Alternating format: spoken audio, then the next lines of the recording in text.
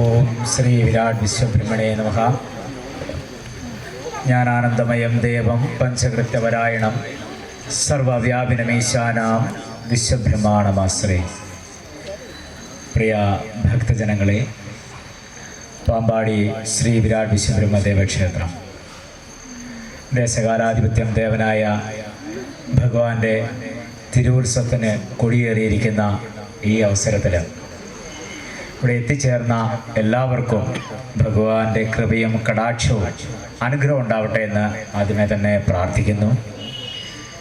ഈ ഒന്നാം ദിനമായ ഈ ഉത്സവത്തിൻ്റെ ഒന്നാം ദിനമായ ഇന്ന് ഈ കലാമണ്ഡപത്തിൽ ഇന്ന് മുതൽ നടക്കുന്ന